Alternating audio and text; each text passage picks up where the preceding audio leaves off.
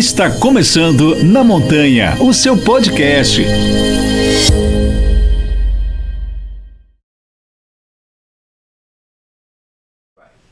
Olá pessoal, tudo bem? Está começando Na Montanha, o seu podcast semanal. Eu estou recebendo aqui hoje um especialista em treinamento desportivo em Cuba, especialista em treinamento desportivo pela Unifesp. Ele é graduado em Educação Física, técnico da Seleção Brasileira de Trail, no Mundial de 2016 e 2017, teve no Mundial de 18 e 19 também, representante nacional do ITRA Brasil 2017, 2018 e 2019, membro do Conselho do ITRA 2017, 2018 e 2019, presidente da ABCT, Associação Brasileira de Corrida de Trilha, colunista da Goldsider Brasil e da Runner's World Magazine Brasil. Ele é trail running da CBAT, Confederação Brasileira de Atletismo. Ele treina vários corredores top aí de elite do Brasil, palestrante. Estou falando de Sidney Togumi. Seja bem-vindo, Sidney. E aí, Zulu, beleza? Mais uma vez. Estamos aqui. Não, obrigado pelo convite. Mais uma vez. Mais uma vez. Falamos da sua prova no outro episódio, só que agora o povo quer saber de outras coisas. A primeira pergunta, Togumi, é sobre o trail no Brasil. O quanto ele cresceu de 10 anos para cá, eu te conheci em 2014, podemos dizer aí quase 10 anos. A gente sabe que cresceu muito e o quanto ele pode crescer ainda. Eu acho que a gente teve uma curva de crescimento bem exponencial ali 2000 e na época do Xterra, né? 12, 13, 15 ali. Depois, no meu ponto de vista, tá? A gente não tem números específicos disso. Algumas empresas de inscrição soltaram alguns censos e tal, mas isso fica direcionado muito para os eventos pela qual eles trabalham. Mas eu acho que depois dessa curva a gente vem em crescimento, mas num percentil muito menor, né? Numa graduação bem menor. O que eu vejo de potencial para nós, de crescimento, olha as provas de rua. Né? Se a gente, aqui em São Paulo, por exemplo, a gente pode ter 3 provas de 10K num domingo de manhã, em pontos diferentes da cidade, com 10, 12 mil pessoas cada uma. E eu brinco assim, que se 2% dessas 20 mil pessoas vierem para o trail, 1% não gostar, falar assim, olha, isso não é para mim, e só ficar 1%, a gente vai triplicar de tamanho.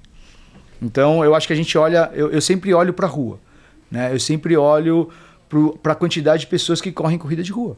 Porque o trail hoje são de pessoas que já corriam rua ou já cumpriram seus objetivos, enfim, buscaram novos desafios e encontraram esses desafios no trail.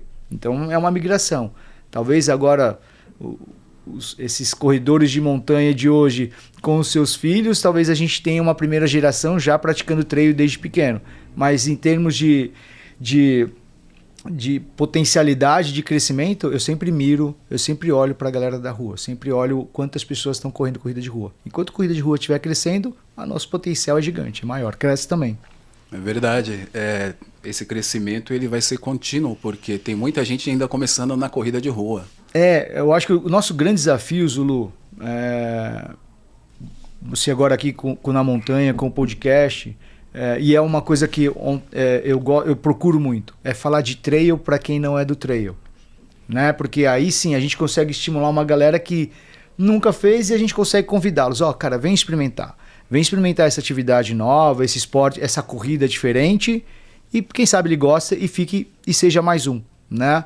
Então, eu acho que é um desafio que a gente devia colocar para nós, assim, né? Nós que estamos um pouco mais, tem essa chance de falar para muita gente, mas falar para uma galera também que não é do nosso meio, porque aí tentar trazer essa galera de fora para dentro. Por isso que a ideia aqui é conversar com todos, né? Sim. Justamente para a gente não falar só para os corredores de trail, falar para pessoas que têm esse interesse. E muitas vezes ela vai através de um vídeo, através de um podcast, através de um livro, através de um documentário, né? Se inspirar e querer experimentar isso. Eu acho difícil o Togumi não gostar, porque eu era da rua, né? E você, embora eu ainda tenha vontade de fazer uma maratona ainda de rua, eu ainda tenho esse desejo, mas porque eu tenho uma conta a acertar lá. Né? Só por isso, por ego, né? Talvez um pouquinho de ego. Eu nunca fiz maratona também. Não? Pura e simples, não. Eu já fiz algumas e não gostei do tempo, estava treinado para fazer um tempo e eu preciso voltar lá e acertar essa conta. Estou mais velho, mas muito mais experiente. A gente não precisa correr tanto como corria e com essa experiência eu acho que vai dar certo. Mas eu queria fazer a pergunta para você sobre... Nós falamos de crescimento no trail. Eu vi uns dados agora recentes, não vou me recordar qual que foi a prova que soltou esses dados, mas que ela está com 40% de mulheres inscritas na prova. Isso é fenomenal, né? Cara, aparentemente tem várias provas que esse percentil entre homem e mulher vem se equilibrando mesmo, né? Que é interessante, porque eu brinco assim, que homem, se nós estivermos aqui num churrasco, vamos começar a beber, vamos correr amanhã em tal lugar e vamos subir e tal. Mesmo que a gente nunca tenha feito, a gente topa e vai, né? E a mulher, eu entendo que ela é diferente. Ela só encara um desafio quando ela entende que ela está preparada. Ela se expõe muito menos do que o homem. Ela não entra nessa conversa. Eu também vou. Né? E eu aprendi muito isso na corrida de aventura. Na corrida de aventura a gente tinha que ter sempre alguém do sexo oposto dentro da equipe, e como a nossa equipe era de 3 homens, a gente tinha que ter que ter uma mulher. E era difícil encontrar uma mulher, porque ela não entra nessa, vamos aí, vai. Ela só vai quando ela sabe que ela está preparada. Então, e se esse percentil de mulheres nas provas de trail vem aumentando, ou vem igualando esse percentil de participação, é porque a gente tem muito mais mulheres se preparando e com essa confiança, e que isso é muito bom. Né? É difícil a gente... Pega o nosso trail, a elite feminina. A gente precisa... Não é só o masculino que precisa crescer, o feminino também. Não tem o mesmo número ainda, mas se esse percentil vai se equalizando, a gente aumenta a chance de a gente cada vez mais ter também atletas de elite no feminino, tanto como a gente tem no masculino. Então eu acho de forma positiva para todo mundo. Eu tô lembrando aqui, você falou isso, durante as provas eu vejo poucas mulheres sofrendo, deve ser porque elas só entram na certeza, né? Pois é, mas é isso, é difícil. É uma coisa que eu acho que é raro acontecer, alguém, vamos aí, vai, não vai. É verdade, só os homens, né? Por isso que vivemos menos, né? Mas, Togumi, vamos falar sobre o trail nacional. Me fala sobre 2023, o que você achou desse calendário. Temos uma prova aí, uma novidade no Brasil, né? Que é o UTMB lá em Paraty, que vai ser em setembro. Isso. Né? Quanto esse crescimento ele é positivo? Você acha que ele vai agregar trazendo mais pessoas, ou ele vai ser mais seletivo ali? Embora eu tenha visto muitas pessoas falando que voltou a correr agora justamente por causa da prova da UTMB em Paraty.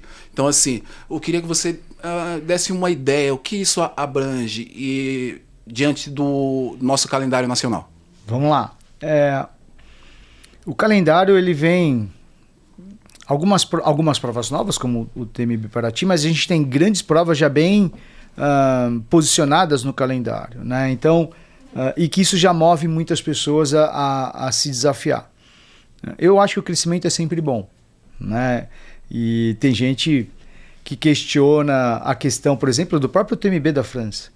Ficou comercial demais. Mas boa parte do que o trail é em consequência do que o UTMB se transformou. Né? Então, é quase um antagonismo. Né? Eu quero que a minha prática esportiva ela cresça, mas que poucas pessoas possam fazer. Eu não vejo muito sentido nisso. Então, eu sou sempre a favor do crescimento. Como a gente vai gestionar a questão ambiental, eu acho que é uma questão sempre também, que é uma preocupação que a gente tem, é um esporte outdoor, né? Então, por exemplo, Serrafina, Ilhabela, Baipi, Paraty agora que já tinha ali algumas provas e agora vai ter a própria UTMB lá. Então, essa é uma questão também que a gente tem que gestionar e entender como a gente pode mitigar, né? Porque sempre que a gente passa por uma trilha, a gente tem um impacto e aí depois como a gente pode mitigar esse impacto. Com relação ao UTMB Paraty, é uma prova que chegou grande, primeira edição da prova, mas a gente sabe que o tamanho que ela já chegou. Eu posso falar pelas minhas últimas semanas que a gente vem recebendo prospecção de alunos porque se inscreveu para a prova e de alunos que ainda não são do trail, né? E aí aquele momento de a gente ponderar com aquelas pessoas, olha, vamos tentar ajustar as distâncias ou para baixo, geralmente, vamos criar uma progressão até lá, enfim. Porque pela nossa responsabilidade como treinador, mas quanto ao crescimento do esporte, sempre colabora, né? Sempre colabora. Uma coisa que a gente precisa, eu acho que ponderar quando a gente fala de provas, Zulu, e até nesse crescimento, é o seguinte, e até quando a gente está falando de Everest, que a gente falou no episódio passado, correr, para mim, um Everest que para mim hoje é inalcançável, eu querer correr uma São Silvestre para 1 hora. Não é correr 100 quilômetros, não é porque é sempre mais quilômetros, mais altimetria, mais aquilo, que é Everest. Correr São Silvestre para 1 hora é um baita Everest, né? E a gente é um Everest de 1 hora, mas é um Everest muito mais alto, às vezes, para mim, é mais alto do que eu correr 100 quilômetros.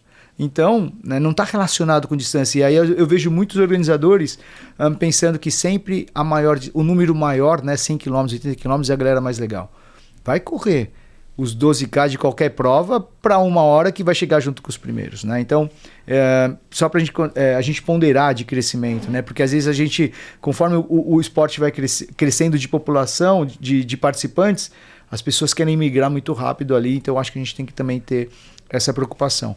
Mas, com relação ao TMB, eu sou muito otimista porque o diretor técnico é um cara muito capaz, que é o Rafael Campos, né? Um cara que gestiona a Brasil Ride, que é uma prova de mountain bike de 7 dias, um evento gigante, toca Brasil Ride também de trail lá em Botucatu, então assim,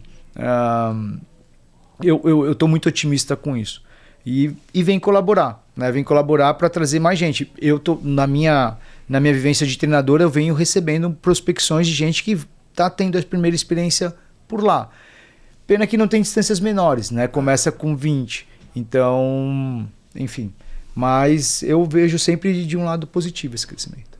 E aí faz a inscrição e depois procura o treinador? É isso. O que vem ali pelo site. Olha, eu me inscrevi na prova tal, na distância tal, e eu queria ver como é que faz para treinar para esse desafio pela qual eu já me inscrevi. Não tem muito o que fazer, né? É igual quando o cara na época do triatlo, olha, Togumi, eu comprei essa bike, o que você acha? Aí eu falava, você já comprou. É verdade. Togumi, você falou sobre grandes provas, o Brasil tem grandes provas aí que já está ali marcadas, né, como grandes eventos. Você, como presidente da ABCT, Associação Brasileira de Corrida em Trilha, você acredita que nós teremos um dia todos os organizadores sentados numa mesa, sentados na cadeira, reunidos, para falar sobre o calendário? Por quê? Por que eu te faço essa pergunta? O que eu percebo quando alguém é grande, né? Ele vem e determina que a prova vai ser naquele período. E muitas vezes a gente percebeu isso durante as seletivas para o Mundial. Tinha muitas provas próximas, provas longas. Então, um exemplo, se eu corri um Indomit em março, como que eu vou 50K, 80K, como que eu vou correr uma prova em abril? E aí, às vezes, esse calendário ele é solto momentos antes de acontecer o evento. Você acha que nós iremos conseguir, diante do crescimento do trail, organizar isso de forma mesmo adequada? Vamos lá, são algumas questões. Vou começar com os organizadores e calendário, né? Sempre me perguntam, na época da corrida de aventura também, sempre me perguntaram se eu sou a favor de organizar calendário. E de verdade eu não sou, né? Por quê? A gente tem bons organizadores não tão bons e outros que são ruins. Da mesma forma que também temos treinadores, isso como qualquer negócio, né? Vamos pensar sem romantismo, como qualquer negócio. né? Seja um bar, seja um restaurante, seja um cabeleireiro. Tem aqueles que têm o destaque, que conseguiram o destaque. Eu não estou aqui questionando como conseguiram ou não, mas enfim. Quando a gente seleciona, organiza o calendário, e vamos supor, eu tenho um evento que não é bom. Tá ok? O meu evento não é bom. E aí você seleciona um espaço dentro do calendário para o meu evento. Você dá um privilégio para mim que não tem um evento bem organizado para que o meu evento realize. Agora, se sua prova é uma prova muito melhor que a minha, e a gente está numa data próxima, não precisa ser na mesma data, né? Se for uma semana diferente, já vai conflitar. Uhum. Ou eu trabalho para que o meu evento fique melhor e eu consiga concorrer contigo, ou o meu negócio vai acabar. Agora, se a gente separa que o primeiro final de semana é seu e o último final de semana é meu, por que eu vou melhorar se eu já tenho o meu espaço? Né? Então, de uma forma muito simples e literal, se for pensar em organizar, eu não sou muito a favor. Né? Porque para que...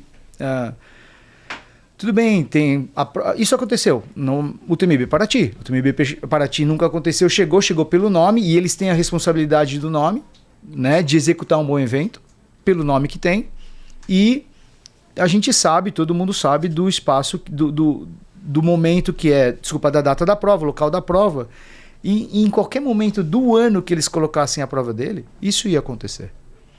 Né? E como isso é definido, depende de N fatores. Eu organizei La Mission, depende se é o lugar que eu quero organizar a prova, e aí eu tenho que encontrar se o calendário dentro do... achar uma brecha dentro do calendário da cidade que também seja interessante para a cidade me apoiar. Às vezes é patrocinador, enfim, não é simplesmente eu quero fazer a minha prova em tal lugar, em tal cidade, em tal ponto, e é assim que vai acontecer. Né? É muito mais complexo do que as pessoas imaginam. É o próprio... Vamos pegar os feriados, Dia das Mães, Dia dos Pais, é tudo estrategicamente pensado, comercialmente falando. Por quê? Para poder manter o comércio movimentado durante todo o ano. Então, quando uma prefeitura aceita um evento ou negocia um evento, também é pensado dessa forma. Então, quanto a calendário, eu não sou muito a favor de organizar. Quando a gente coloca de você colocar os organizadores sentados numa mesma mesa, eu vejo, por exemplo, o que aconteceu, teve o Summit da Abracel na semana passada, na terça e quarta. Eu estive lá na terça-feira e até teve a participação do pessoal da CBAT, da Confederação Brasileira de Atletismo, e também da FPA, da Federação Paulista de Atletismo. E me deixou muito surpreso, né, que o Cláudio Castilho, que é CEO da CBAT, ele fez a seguinte colocação, ele falou, olha, de todos esses anos de corrida de rua que existe já no Brasil, foi a primeira vez que estavam um evento de organizadores, porque a Abracel é uma associação dos organizadores.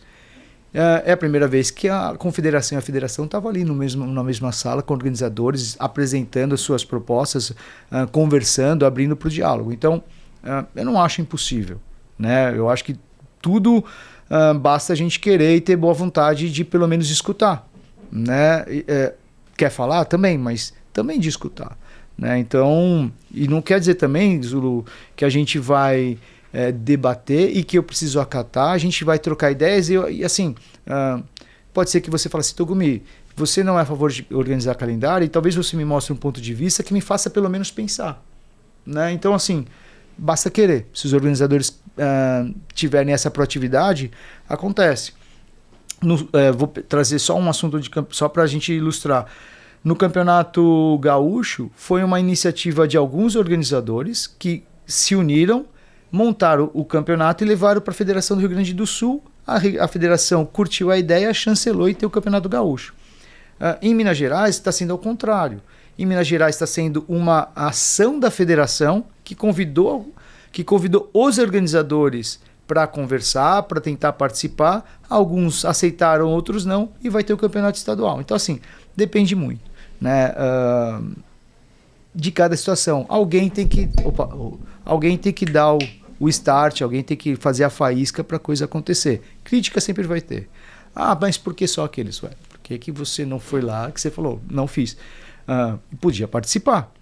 Né? Não me chamaram. tem que estar ali inteirado. Então, assim, às vezes a gente é criticado porque não fez e às vezes a gente é criticado porque a gente fez. Hoje eu prefiro ser criticado por fazer. Depois a gente resolve e melhora na próxima vez. Aí agora eu me perdi aqui, eu não lembro qual é a próxima. Mas eu já vou fazer outra então. Na sua opinião, quem deveria organizar isso? Você falou sobre qualidade dos eventos. Quando um organizador ele pede lá um selo, né, seja da ABCT, seja do ITRA, não deveria ter uma fiscalização e aí esse selo ele só deveria ser validado se tiver ali essa pesquisa, essa investigação, que o evento realmente atende aqueles pré-requisitos? Porque aí você falou em qualidade. Se eu tenho uma prova, eu organizo uma prova, a qualidade é péssima, eu consegui até o primeiro ano o selo, mas a partir do segundo ano eu já não tenho mais o selo. Você não acha que seria esse o caminho? Você tem toda a razão. A ITRA passou por isso. A ITRA, lá em 2017, quando eu entrei na ITRA, todo mundo estava na ITRA. Por quê? Porque ela queria estar junto para oferecer pontos Mont Blanc. Aí você ia lá, pagava, se associava à ITRA e recebia. Você podia colocar ITRA Member. Muitas provas da América Central deram problema.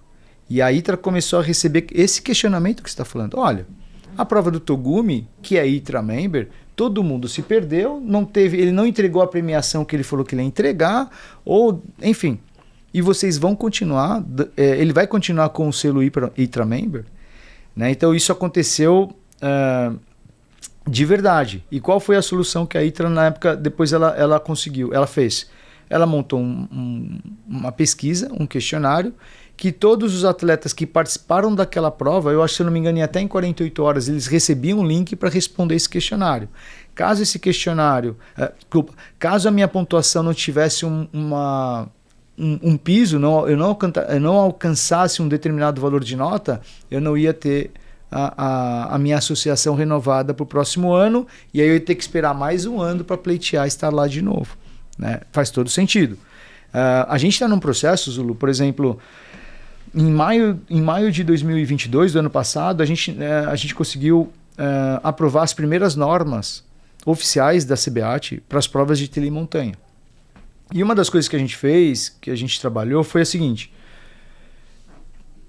Aí é um ponto de vista que eu tenho, né? O nome permit para os organizadores é um nome que já vem um pouco desgastado, né? Porque está ligado à permissão, você pode fazer, você não pode fazer. E na trilha, esse nome não é permit, é uma chancela. Por quê? Porque a gente está direcionando para a qualidade, né? Então, se você tem a chancela ouro da CBAT, você tem que cumprir algumas regras da cartilha para receber aquela chancela. Ou a chancela prata, que é das federações estaduais, da mesma forma.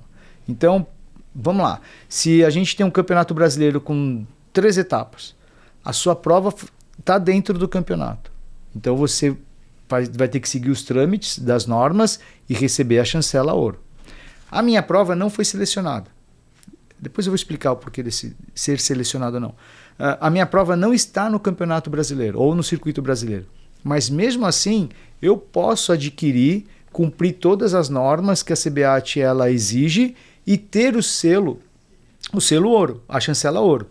E qual é a comunicação que a gente quer passar? Olha, a prova do Togumi não faz parte do Campeonato Brasileiro, mas ela tem o mesmo nível de qualidade do que a prova do Zulu, que está compondo o Campeonato Brasileiro. Então está ligado à qualidade. Só que aí a gente entra aqui lado que você tem toda a razão. A gente não deve criar uma regra se a gente não consegue fiscalizar.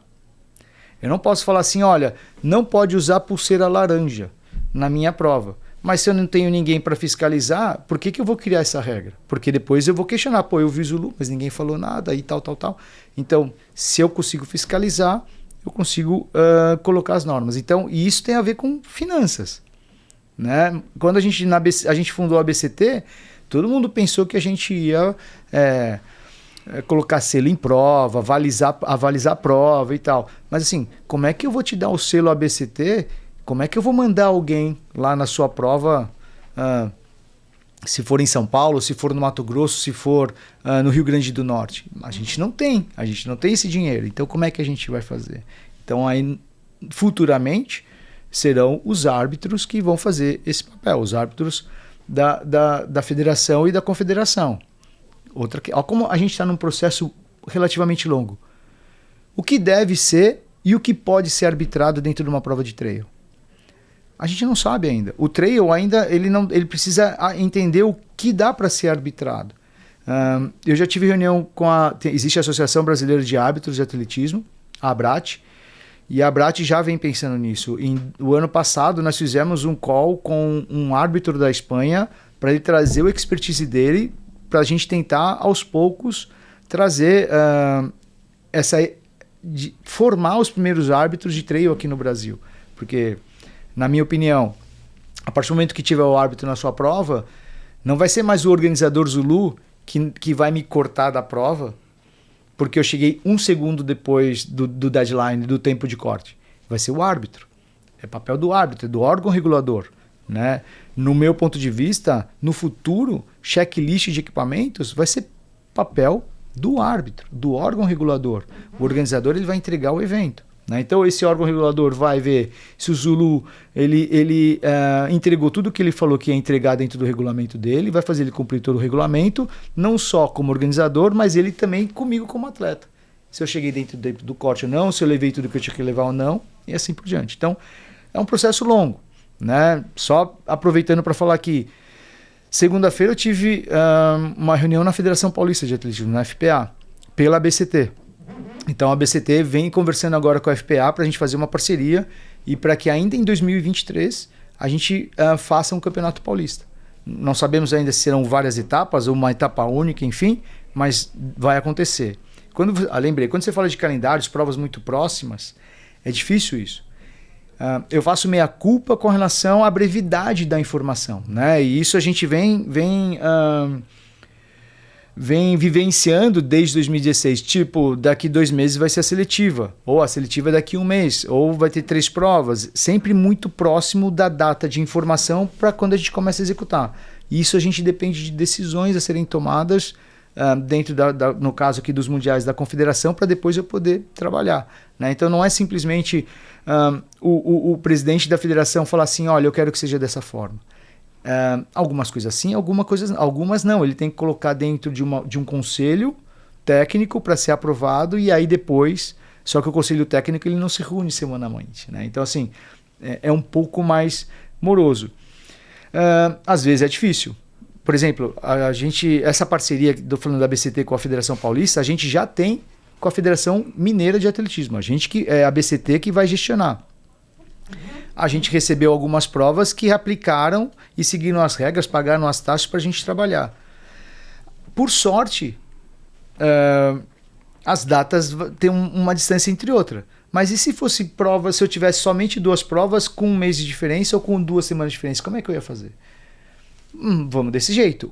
Por quê? Hoje é melhor fazer dessa forma do que não fazer. Depois a gente vai melhorando. Né? Então assim, às vezes a gente só precisa, às vezes ou muitas vezes a gente tem que jogar com as peças que a gente tem. E às vezes as peças não são tão boas. Né? Não é aquilo que a gente consegue, o ideal, fica um pouco longe. Toda essa organização que você acabou de relatar aí tem um custo. E não é um custo baixo. Eu fiz o curso de árbitro da Federação da FPA e fui árbitro durante um tempo nas provas de rua. E eles cobram uma taxa do organizador de rua.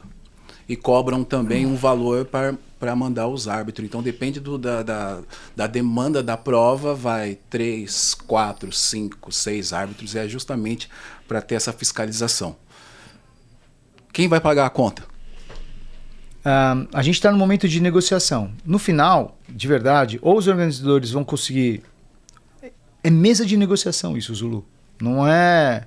Eu não faço meias palavras. É sentar na mesa e a gente negociar para tentar ficar bom para todo mundo. Né? Toda negociação é uma relação para mim de ganha-ganha. Não é eu ganhar, você perder ou vice-versa. Se for bom para você e for bom para mim, a gente vai tocar para frente esse projeto. E a mesma coisa o Campeonato Paulista. Ou o Campeonato Mineiro, o Campeonato Mato Grossense, enfim. Quanto menos ônus a gente conseguir colocar isso para o organizador, consequentemente não vai chegar pro consumidor final, pro atleta. Agora, quanto mais a gente tiver que onerar o organizador, vai acabar pagando, o atleta é quem vai pagar, né? Tudo funciona dessa forma. A gente vem nesse momento de negociação mesmo, entender, porque aqui a federação quer fazer, o organizador, de alguma forma a gente tem que atrair o organizador para ele participar, porque se nenhum organizador participar, aqui vai ter que executar. Então, e às vezes a federação, a confederação executar é mais caro do que talvez entrar numa negociação e atrair as provas que já vão ocorrer, né? E aí a gente não consegue onerar muito essas pessoas, mas investimento vai ter que fazer. Por exemplo, na Montanha Podcast, né? É um projeto que você idealizou e de certa forma você teve que fazer um certo investimento para poder o projeto acontecer, né? E aí depois a gente tentar colher os frutos mais lá para frente. Da mesma forma, o campeonato estadual, o campeonato brasileiro. Hoje, teve um organizador que falou assim, Togumi, eu entendo, foi poucos dias, eu entendo que uma das coisas que você está pedindo para a gente participar é para poder ajudar na normatização. E realmente, é quase que pedir favor, né? Me convença que eu não coloque esse valor na planilha de custo. Que eu não entenda isso como custo e que eu entenda isso como um investimento. Daí quando eu coloco que a questão da relação do árbitro, né, vai tirar essa relação comercial, porque o organizador não quer cortar aquele atleta, não quer desclassificar aquele atleta por um segundo. Porque isso pode criar um ruído na relação comercial. Pô, o Zulu me cortou por um segundo, eu não volto mais ali naquela prova, e a gente sabe, quando a gente vai mal na prova, a gente critica a prova, quando a gente vai bem na prova, a gente elogia a prova. Então, essa relação comercial, na hora que entrar o órgão regulador, não vai ter mais esse problema comercial entre eu, o corredor, e você, organizador. E isso o organizador já enxerga como um benefício, mas vai ter um custo, né? Se eu quiser ter uma chancela de qualquer coisa, seja de treinamento, seja qualquer coisa, eu vou ter que investir. Então, qual é a nossa obrigação, até eu coloco, né? É que a gente vai ter o primeiro campeonato mineiro, vai ter o primeiro no Paulista, e a gente está gestionando no Mato Grosso o segundo campeonato. Tem que ser muito legal. A gente tem que fazer essa coisa ser muito legal. Por quê? Porque aí a gente atrai mais pessoas para o próximo campeonato em 2023. Se não for legal, você vai falar assim, para que eu vou voltar? Para que eu vou entrar nesse jogo? Ou quem não entrou? Né? Então, aí a gente consegue movimentar. Não é fácil, vai ser o desafio nosso agora daqui para frente. A gente sabe que vai ser essas críticas.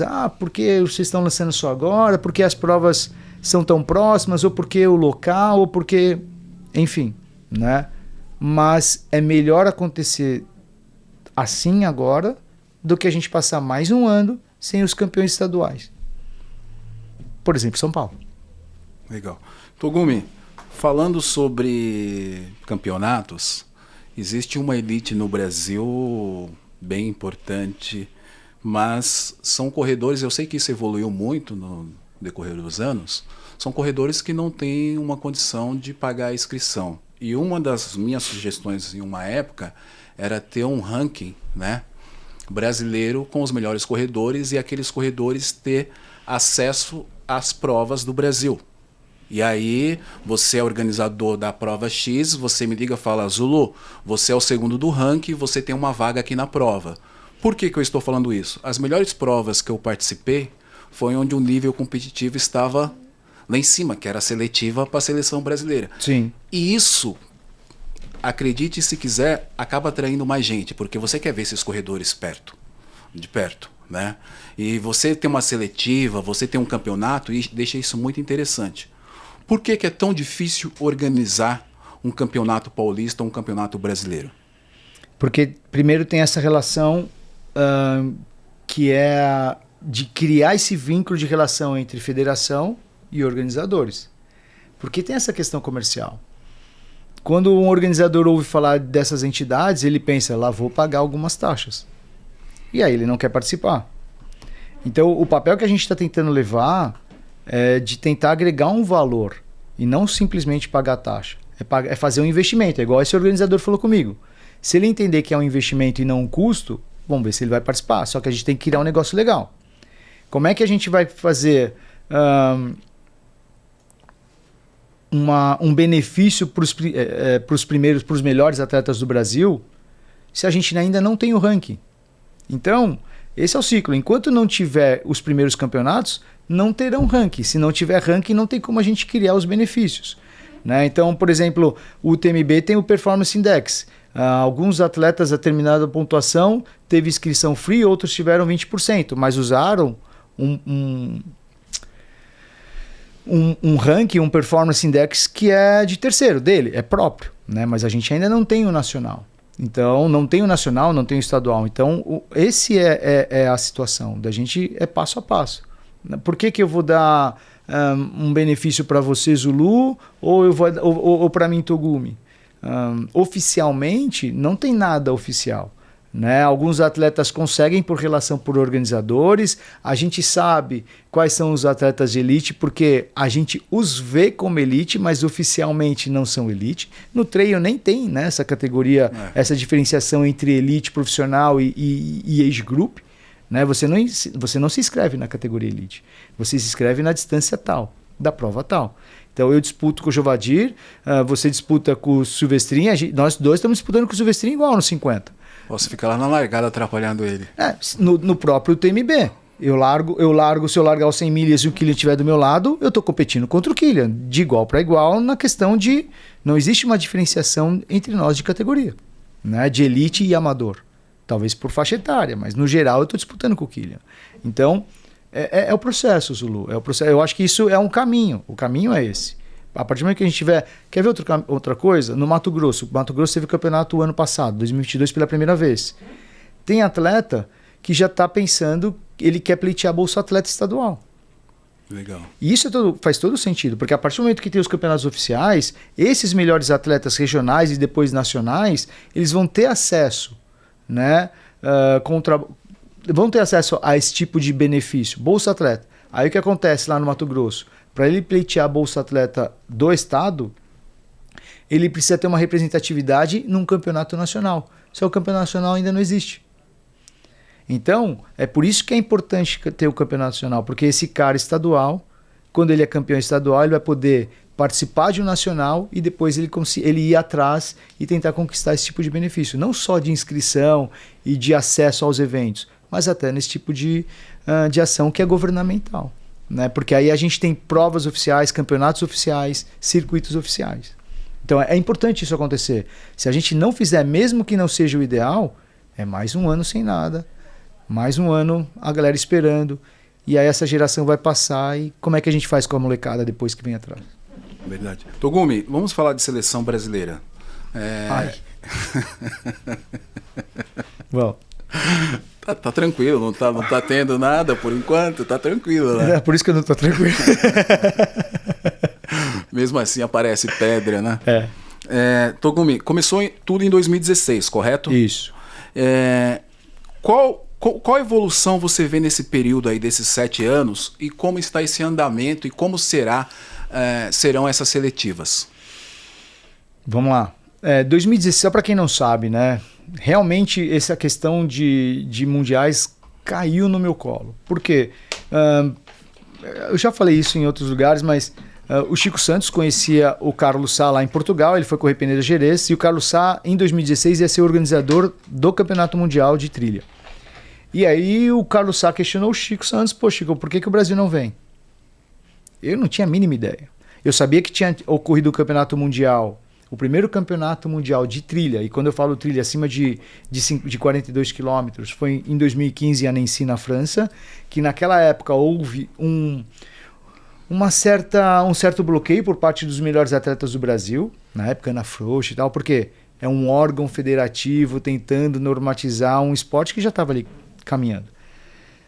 E o Brasil não foi. Aí o Chico voltou ao Brasil e conversou comigo: olha, Togumi, tenho essa situação, a gente podia correr atrás disso. E aí eu comecei a correr atrás.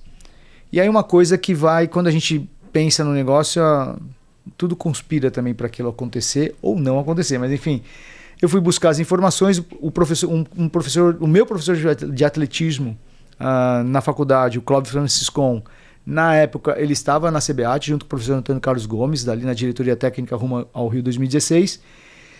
E eu encontrei no Parque do Ibirapuera. Assim, não marquei o café. Né? Eu encontrei por lá e aí eu questionei, e ele falou, vamos conversar e tal. E a CBAT era ainda aqui no Ibirapuera, próximo do Ibirapuera. E aí a coisa caminhou. Tá, okay? Então naquele ano nós fomos com 4 atletas, 3 homens e uma mulher, e todo mundo pagando tudo, tivemos inscrições e hospedagens pela federação e tal, nem uniforme nós tínhamos, né? E mandamos fazer o nosso uniforme. Enfim, e 2016, 2017 foi na Itália, e aí o que a gente avançou na Itália para cá, a gente usou 2 seletivas, uma que eu sou questionado até hoje, porque eu usei uma prova que já tinha acontecido, né? Enfim, mas pode parecer pouco, a gente conseguiu ir com o uniforme oficial da seleção, da CBAT. Eu falei que a representatividade dos atletas de trail, quando eles usaram o uniforme, que a mesma equipe do Brasil, quando vai às Olimpíadas ou vai para o Campeonato Mundial de Atletismo, utilizam, a representatividade, a feição deles era totalmente diferente. Né? Então, a gente tem ainda o lado romântico, né? De representar o Brasil e tal. 2018 a gente foi para a Espanha. Se eu não me engano, 2018 foi uma convocação, não foi seletiva. E 2019 a gente fez, acho que para mim, o melhor processo, né, de seleção dos atletas, porque a gente fez 5 provas de junho para dezembro. Dessas 5 provas, os atletas tinham que ter pelo menos 3 resultados, sendo que desses 3, um ainda podia ser fora desse circuito, podia ser no estado dele, para ele viajar menos. Desse circuito saíram 2 nomes, 2 homens, 2 mulheres. Daí, em abril, teve uma seletiva, né? Que daí os dois primeiros colocados também tinham vagas, 2 primeiros colocados, homem e mulher, também tinham vagas na seleção. E mais 2 homens e 2 mulheres saíram de uma convocação técnica. E foi a primeira vez, se eu não me engano, que a convocação técnica não foi somente na minha opinião e no meu critério. A gente formou uma comissão e dessa comissão, por votação, a gente definiu esses atletas. Eu acho que esse foi mais o melhor processo até agora. Democrático. Democrático assim no sentido de que, para mim, quanto menos subjetivo, melhor. Né? Porque se você vai montar uma seleção, você tem um critério. Se eu for montar uma seleção, eu tenho outro critério. Não necessariamente é o mesmo. Alguns podem ser ao concurso, outros não. Mas ser seletiva, cara, contra fatos não há argumento. Se eu ganho de você, você ganha de mim. Quem que vai falar? Não tem questionamento. Muitos questionam se é uma seletiva única. Pô, mas e se eu acordei mal? Né? Então sempre vai ter prós e contras. Mas eu falo, final olímpica não é dia que eu quero correr, é o dia que tem que correr. Né? Então assim, são várias questões.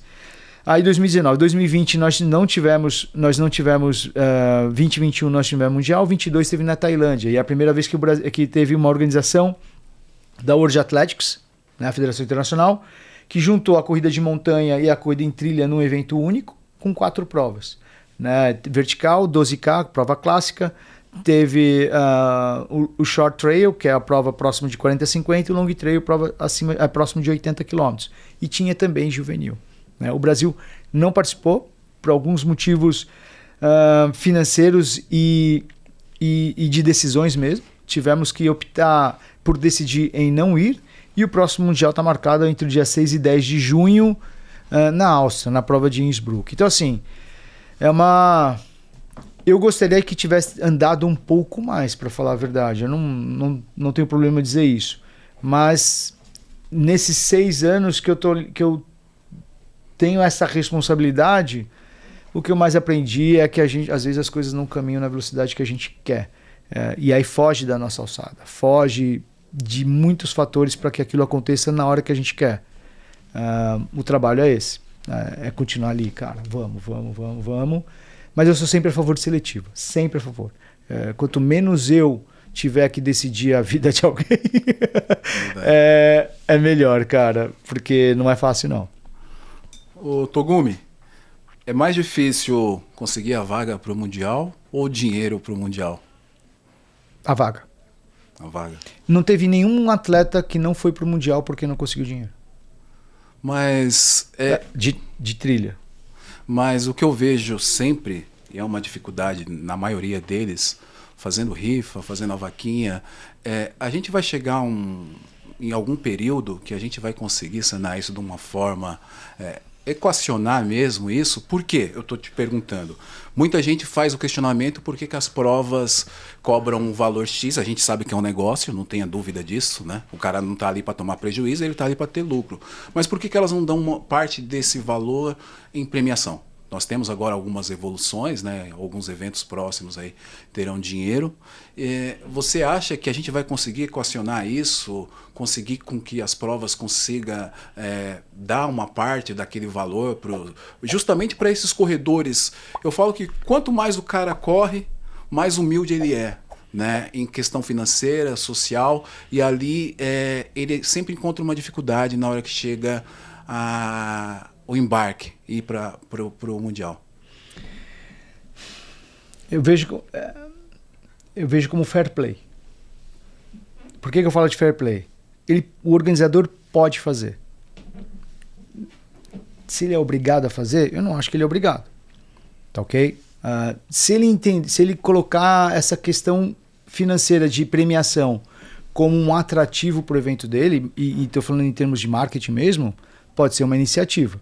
Ou ele ter a proatividade de querer realmente ajudar os atletas de alguma forma. Tá ok? Eu posso falar aqui porque eu já falei na minha live. Que prova... Você colocou uma situação de que, por exemplo, a prova que foi seletiva, muita gente foi lá e é legal tá onde estão os melhores, uma prova que é muito técnica. Então, a pergunta que eu fiz na minha live foi o seguinte: que prova... Se eu montasse uma seletiva hoje, tá ok? Aqui, que vai acontecer daqui 2 meses, a seletiva pro próximo Mundial. Só vai poder participar os 30 melhores homens e as 30 melhores homens e mulheres que vão poder participar dessa prova numa distância de 50km com 3 mil. Quem que pagaria para assistir? Quem foi assistir aquela seletiva e não correu a prova para poder ver a seletiva? Todo mundo correu a seletiva, ninguém assistiu a seletiva. Então, essa é a questão. Né? Então, assim, não é um mercado ainda que os melhores sustentam o negócio. Eu não estou indo contra, eu estou sendo muito frio na análise. Né? Então, por exemplo, vamos pegar a etapa do Mundial de Mountain Bike que foi em Petrópolis, que o Avancini estava ali e tal. 50 mil pessoas numa prova de mountain bike, ninguém foi para participar da prova, todo mundo foi assistir a prova, pagantes, 50 mil pagantes foram para Petrópolis para assistir uma etapa do Mundial de trail, de mountain bike. Se nós tivéssemos uma etapa de Mundial, quem que pagaria para assistir uma etapa de Mundial? Quem pagaria para assistir uma prova? Normalmente, eu vou lá participar daquela prova porque é seletiva, mas eu vou correr os 80. Você não vai assistir. Né? Então, assim, é uma coisa que a gente precisa tirar um pouco o lado romântico. E o que eu estou falando é para ajudar, não é porque eu sou contra. Tá ok? Eu acho que uma coisa que a gente tem que mudar é a palavra ajudar. Porque para mim a questão de patrocínio e ajuda financeira é trabalho. Se você quiser me ajudar na minha profissão, você pode me ajudar. Né? Mas se eu quero que você me patrocina, não é me ajudar. Você está investindo em mim para que você consiga de alguma forma ter um retorno. Né? Então assim... e eu acho que é isso que a gente, aos poucos, a gente precisa desmistificar. Eu acho que tem que tirar essa palavra ajudar. Porque qualquer atleta de ponta, Togumi, eu posso ajudar. Não precisa ser uma marca ajudar. Seria legal? É lógico que seria. Não estou falando que não é uma ação que possa acontecer. Né? Mas, porque até eu falei, o ajudar é um dinheiro social. É um dinheiro social. Então, se eu tenho a Upfit, ou sei lá, qualquer marca, eu tenho uma empresa X e eu tenho uma grana social que eu quero ajudar o esporte. Então, é dinheiro social. Só que quando, no meu entender, tá ok? Eu quero patrocínio, é o dinheiro do marketing, ou o dinheiro do trade. E aí, quando eu quero esse dinheiro, não é ajuda, é trabalho.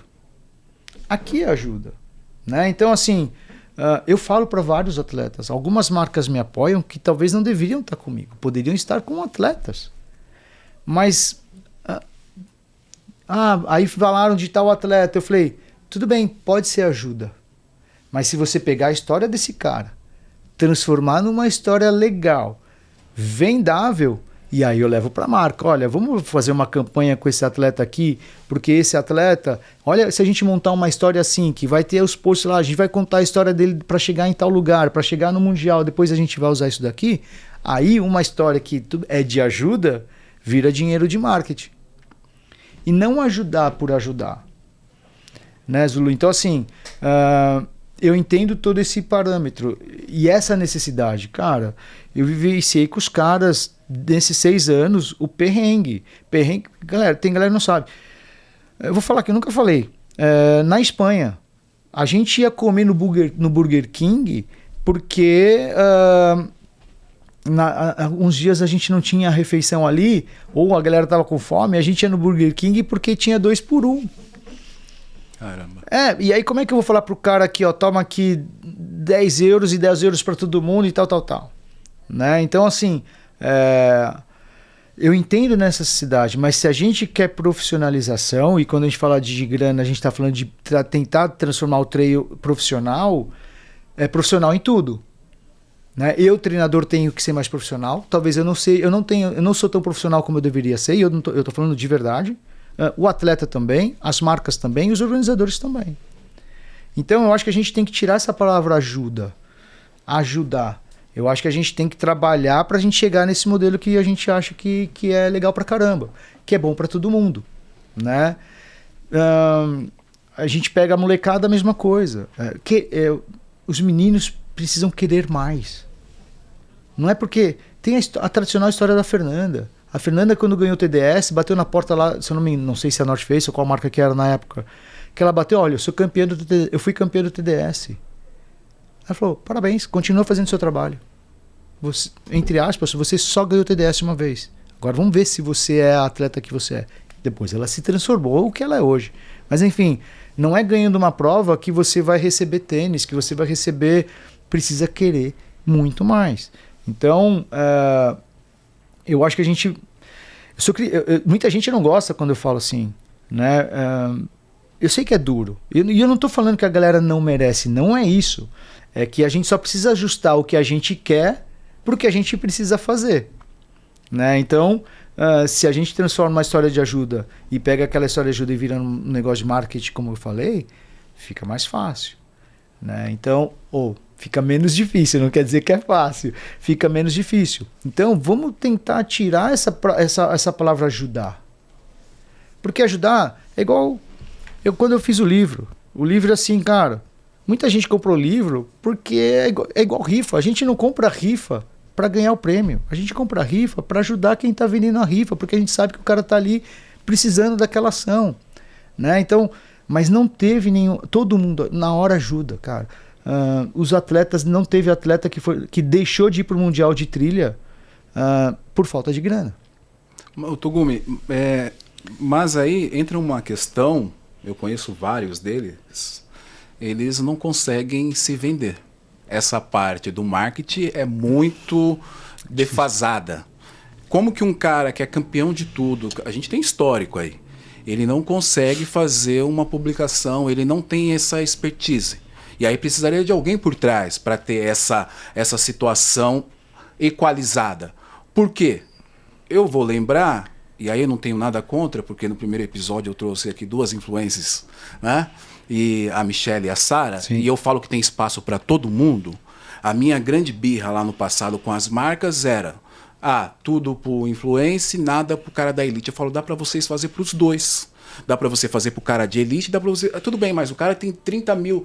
ela tem 30 mil seguidores, ele tem 5 mil. Pô, mas é um cara que quem tá no meio sabe que o cara vai trazer algum benefício para a marca. Eu olho para você, vejo você usando um Chorus, olho para você, vejo você usando a marca. Queira ou não, você é um formador de opinião. E através daquilo que você usa, você acaba fazendo que outras pessoas corram atrás disso. Porque eu falo assim, se eu for fazer uma prova, eu vou querer usar o mesmo relógio que ele usou lá. né? Ele falou para mim que o relógio a semana inteira durou a bateria. Então, assim, eu acho que falta um pouco vender, como vender, né? Eu acho difícil, tem uma lacuna e um espaço muito grande, porque não tem ninguém que faça esse trabalho. Então, aí é ajudar. Ou ele, ou eu. Eu já escutei o Fenômeno falando isso. Quando perguntou para ele como é que ele conseguiu se tornar esse empresário que ele se tornou. E ele fala, eu me aproximei, eu trouxe pessoas que entendiam do negócio para perto de mim. Tudo bem, ele tem a grana para trazer, ele contrata quem ele quer. Mas no caso dos atletas, se eu tenho um atleta que eu quero investir, eu como treinador, gente, eu posso investir, como eu invisto em vários. Eu dou treino de graça para vários atletas. É a troca que eu faço. Né? Então, se eu entendo que aquele cara pode me ajudar a promover a minha assessoria, e eu falo, isso é aberto, é ação de marketing mesmo, porque se eu mostro que você evoluiu para todo mundo, mostra que eu tenho uma certa competência no meu trabalho, e pode ser que isso atraia mais pessoas. Então, se aquele cara, o atleta que não tem alguém para auxiliar ele, alguém pode auxiliar. Mas sabe o que vai acontecer? Se eu chegar num atleta e falar assim, olha, Zulu, eu vou te apoiar, tá ok? Eu vou te dar treino, eu vou cuidar das suas redes sociais, eu vou te ajudar. Além de ser seu treinador, eu vou ser manager. Eu faço isso, eu não faço redes sociais. Mas da Ana Silveira e do Jovadir no projeto TEP, que chama Trailite Project, eu sou quase manager para eles. Mas assim, mas eu vou cobrar 20% do que eu consegui de grana para você. O que a galera vai falar? Pô, Togumi, você tá de sacanagem que você vai pegar 20% dos caras, os caras estão precisando. Mas é trabalho. Foi seu trabalho. E é por isso que eu tô falando, a gente tem que tirar a palavra ajudar. Eu podia fazer por ajudar. Mas se a gente quer profissionalização, isso é profissionalização. Porque eu trabalhei para conseguir as coisas para eles. Né? Então, não é ruim. Eu não vejo como ruim eu reter uma parte como um trabalho pelo que trabalho que eu realizei. Porque se eu não conseguir nada, eu também não ganhei nada.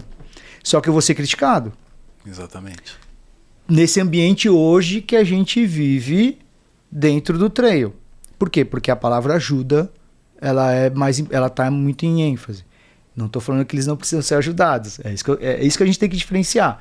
Mas é profissionalização. Então, agora, se o atleta... E aí eu acho que é proatividade do atleta. Se o atleta quer buscar mais coisas, pô, ele pode chegar para assim, Zulu, porra, você não consegue me ajudar? Olha como pode inverter a coisa. Eu preciso de ajuda. Eu quero correr o Campeonato Brasileiro. Ou eu quero ir para o Mundial. E eu preciso arrumar dinheiro, porque senão eu não vou para o Mundial. Eu posso chegar e falar assim, Zulu, você que agora está aqui no Na Montanha Podcast, você não quer me ajudar, você não quer fazer um trabalho junto comigo? E eu te dou 20% do que você conseguir para eu poder viajar? Né? O que eu questiono é essa proatividade, de iniciativa. E às vezes a gente fica só esperando a coisa acontecer. Cara, Zulu, eu falo, cara, nenhuma marca ninguém bate na minha porta e fala assim, Togumi, cara, eu tô louco pra te patrocinar, eu tô louco pra te dar um tênis, eu tô louco. Eu queria que isso acontecesse. E quantos nãos você recebeu? E assim, todas as marcas que eu tenho, eu bati na porta, eu fui lá vender trabalho, eu fui lá vender tal. Então, eu acho que é essa a questão. Né? A gente tem que tirar, só pra gente tirar essa palavra ajuda. Se a gente conseguir transformar isso em trabalho, cara, aí a gente vai profissionalizar, vai passar a ser profissional. Se não, daqui 10 anos a gente vai estar Na Montanha Podcast 10 anos e a gente vai estar discutindo a mesma coisa. Pois é. Infelizmente o tempo voa. Eu vou precisar de você aqui mais vezes, porque tem tanta coisa pra gente conversar aí. Não falamos sobre vários assuntos importantes, né? Mas o tempo voou. Togumi, você falou do livro, eu quero que você dá um autógrafo aí no meu livro. Na verdade o livro é seu, esse é seu. Esse é meu. Pessoal, quem ainda não assistiu o documentário, o filme do Togumi, está disponível lá no YouTube. O livro também, segue o Togumi nas redes sociais. Eu vou aqui fazer uma parada aqui, Igor. O Igor está na técnica ali, a Marcela hoje, Montenegro, veio assistir a gente, em breve estará aqui. Eu quero falar dos nossos apoiadores, a Autoescola Ideal Suzano, são 27 anos de comprometimento e respeito. 2R Ar-Condicionado, para sua empresa ou para sua casa. Ar-condicionado é com a 2R. LA Studio, você que é fabricante de roupas e quer estampas exclusivas para suas peças, a LA Studio vai atender você com exclusividade e excelência. A Colmeia Print oferece soluções de impressão e serviços para comunicação visual nas áreas de ponto de venda, mídia exterior, materiais para eventos e ações de merchandising. Em geral, oferecemos assessoria no desenvolvimento de peças e campanha nas diversas mídias, suportes e acabamentos.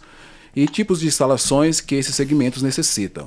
Quantas emoções cabe numa foto? A Foco Radical tem a resposta para os seus momentos inesquecíveis. Acesse www.focoradical.com.br. Eu quero agradecer você, Togumi, e refazer aqui mais uma vez o convite para você voltar aqui. A gente tem muita coisa. Dizer que você é um contribuidor para o treino nacional. Acho que se hoje a gente está nesse patamar, nesse crescimento, é porque você contribuiu demais. Então, meu muito obrigado a você. Espero você aqui outras vezes. Obrigado ao Igor na técnica ali. Obrigado ao Marcela pela presença. E deixa a sua rede social, sua live, o dia da sua live. Fique à vontade. Vamos lá. Quem quiser me seguir ali, Sidney Togumi. Fácil. No japonês eu nem vou soletrar. Sidney Togumi. Tem ali, as lives acontecem todas as quintas-feiras às 9 horas da noite, tanto no Instagram quanto no YouTube. Diferente... Mostra o livro aí. Diferente do Na Montanha, que tem todo uma pauta, lá ele não tem pauta, a gente conversa, chega lá e vai trocando ideia, a galera pergunta, eu vou respondendo. Quem quiser o livro, entra lá no Instagram, que tem como você comprar e adquirir. O Zulu perguntou o preço, eu mandei o preço para ele, não vai pagar, então eu vou dar para ele. Na verdade eu falei, passa o valor e o Pix, aí ele falou assim, R$1.500. Eu falei, pois é isso que dá não comprar no lançamento. Virou best-seller, né? E o cara cobra o valor e a gente paga parceladamente. Mas obrigado, Zulu, obrigado pelo convite, de verdade. É sempre legal, eu gosto de bater papo, eu não tenho... Eu gosto de falar, eu gosto de conversar, jogar conversa fora. Parabéns pelo projeto, Na Montanha Podcast. É importante, né? É sempre importante falar com a galera, trocar essa ideia. E que, se você chamar, tamo aí. Quando você quiser, só a gente fala. Eu que agradeço aí você ter aceitado o convite. Eu imaginei, eu falei, preciso levar o Togumi lá logo de cara, assim, né? Você é o primeiro treinador que eu trago aqui como convidado. E assim... Você é uma referência para todos nós, né? Para todos os treinadores do Brasil. E tudo que você faz por esses... Poucas pessoas sabem do bastidor ali, né? Do que acontece realmente. As críticas, elas vão acontecer. Acontece comigo, imagina com você que é o Tite do treino brasileiro. Não tem como você agradar todo mundo. Não tem, não. Mas se a gente tá falando de Everest, eu tenho um Everest, cara, é ganhar do Zulu na descida. Eu não consigo, cara. Toda prova ele me passa na descida, cara. Mas você ganha na subida, eu só passo na descida. O meu Everest é chegar na frente dele na descida. Eu acompanho o Agostini e de vez em quando ele fala sobre subida e descida. Eu falo assim, qualquer dia eu vou escrever para ele, eu vou contestar, falar assim, eu sou péssimo em subida, mas eu ganho na descida. Eu tô ali na prova, de repente passo o Zulu na descida e, enfim, esse é meu Everest também, Zulu. Isso não é treinamento, não, isso é loucura mesmo. Eu não consigo, cara, eu não consigo. É muita... Se eu me jogar ali, eu não chego no final. Eu não sou no fish, DNF, cara. Valeu, pessoal, um abraço e até a próxima. Até mais.